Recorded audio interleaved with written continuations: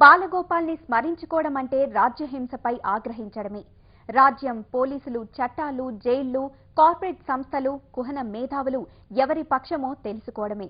3 దశాబ్దాలుగా రాష్ట్రంలో, దేశంలో సాగిన దమనకాండలు, దోపిడీలు, దౌర్జన్యాలు, నిర్వాసితుల కన్నీళ్లు, సెజ్ల దుర్మార్గాలు, వాటికి వ్యతిరేకంగా సాగిన ఉద్యమాలు అన్నింటి సమాహారమే బాలగోపాల్ జీవన ప్రస్థానం.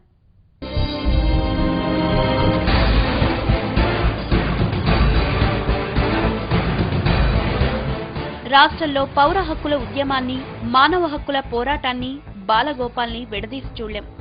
హక్కుల కోసం గొంతెత్తిన ప్రతి సందర్భంలో, ప్రతి సన్నివేశంలో బాలగోపాల్ ఉన్నారు. గడిచిన 40-50 సంవత్సరాలలో కనీసం గ్రామీణ ప్రాంతాల్లో ప్రజానీకానికి శుభ్రమైనటువంటి నీళ్లు కూడా సరఫరా చేయడంలో విఫలమయ్యారు. దాంట్లో ఉత్తరాంధ్రది మరీ అధ్వానమైన పరిస్థితి. శ్రీకాకుళం జిల్లాలో అయితే 135 గ్రామాలకు మాత్రమే శుభ్రమైన మంచినీళ్లు ఉన్నాయి.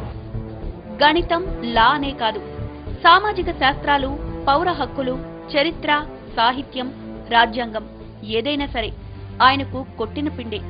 బహుముఖ ప్రజ్ఞాశాలి. గిరిజనుల సమస్యల నుంచి అంతర్జాతీయ అంశాల వరకు ఏదైనా సరే మానవీయ కోణంలో తన వాదనతో అందరినీ ఆకట్టుకునే దిట్ట. దేని మీదైనా సాధికారికంగా మాట్లాడగలరు. దుర్మార్గులు చచ్చిపోతే హర్షించడం ఒక ఎత్తు.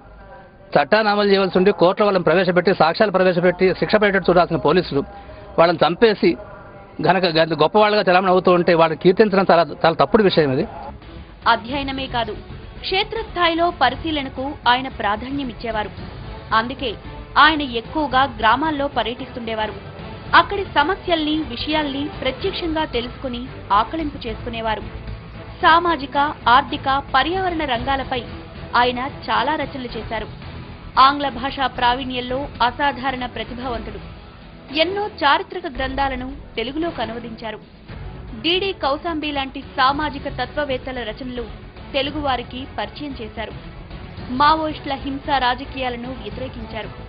నక్సల్ బరీ ఉద్యమం, గమ్యం, గమనం లాంటి ఆయన పుస్తకాలు బాగా పాపులర్ అయ్యాయి. బాలగోపాల్ ప్రస్థానం రాష్ట్రంలో జరిగిన అనేక పోరాటాలతో మమేకమై ఉంటుంది. అన్యాయానికి వ్యతిరేకంగా పోరాడారు. వివక్షను వ్యతిరేకించారు. సాంఘిక అసమానతల్ని తప్పుపట్టారు. ఎన్ని బెదిరింపులొచ్చినా తన పోరాటాన్ని ఆపలేదు. చాలా కోర్టుల్లో పోరాటాలు చేయటమే కాదు, మానవ హక్కుల కమిషన్ ముందు కూడా పోరాటాలు చేసిన సంగతి అందరికీ తెలుసు. చాలాసార్లు ఆయన పోలీసుల వేధింపులకు కూడా లోనయ్యాడు. 86లో మొదటిసారి ఇంటి నుంచి బలవంతంగా ఆయనను అరెస్ట్ చేసిన తర్వాత చాలా సందర్భాల్లో ఆయన్ని కిడ్నాప్ చేశారు, అరెస్ట్ చేశారు, నాసా కేసు పెట్టారు. దాదాపు 2 నెలలు 3 నెలలు ఆయన సికింద్రాబాద్ సెంట్రల్ జైల్లో కూడా ఉన్నాడు.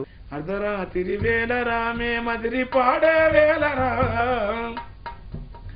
మందపై తోడేళ్ల గుంపు పంజ విసిరేటేలరా, కలవరింతల కోడి నిధుల తనువులొలికేటేలరా, ఎదిగిన మా సంతునెము నీ ఎత్తుకెళ్లే వేలరా, ఎటు దోయక ఏ తెను లేక కన్నీరు పెట్టేటేలరా, మా బాధ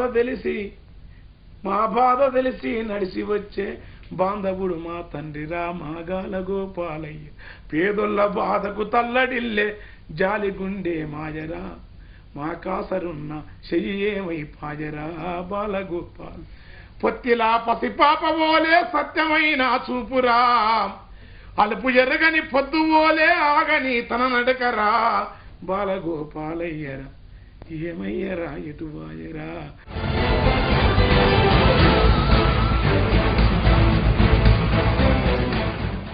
ఆయన బూటకపు ఎన్కౌంటర్లకు వ్యతిరేకంగా సాగించిన పోరాటం మరువులేంది.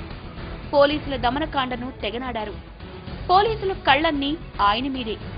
ఆదివాసీలపై పోలీసుల అక్రమాలను ఆయన ప్రతిఘటించారు. దీంతో పోలీసులు అవకాశం దొరికితే చాలు ఆయన్ని దెబ్బతీయాలని చూసేవారు. ఓసారి ఖమ్మం జిల్లాలో పోలీసులు ఆయనపై దాడి చేశారు. అపస్మారక స్థితిలో ఉన్న బాలగోపాల్ చనిపోయాడనుకుని వదిలేసి వెళ్లిపోయారు. ఆ తర్వాత పీడీఎస్యూ నేతలు ఆయనకు ప్రాణం పోశారు.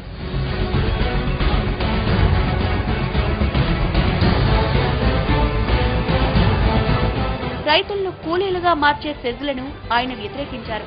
నిర్వాసితులకు అండగా నిలబడ్డారు. వాళ్లతో కలిసి పోరాటాలు చేపట్టారు.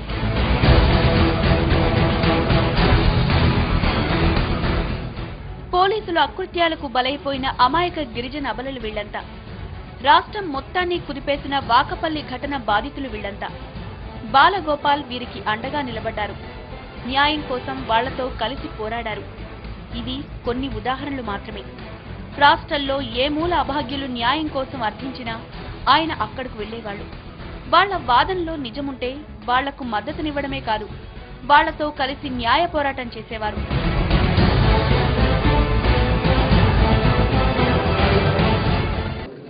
తను ఎలాంటి వాటి కూడా భయపడకుండా మారుమూల గ్రామాలకు వెళ్ళి నిజ నిర్ధారణ కమిటీలుగా వెళ్తూ ఎన్కౌంటర్స్ వ్యతిరేకంగా, లాకప్ డెత్లకు వ్యతిరేకంగా, అసలు స్టేట్ రిప్రెషన్కి వ్యతిరేకంగా పనిచేసిన వ్యక్తి మొట్టమొదట బాలగోపాల్ అనే చెప్పుకోవాలి.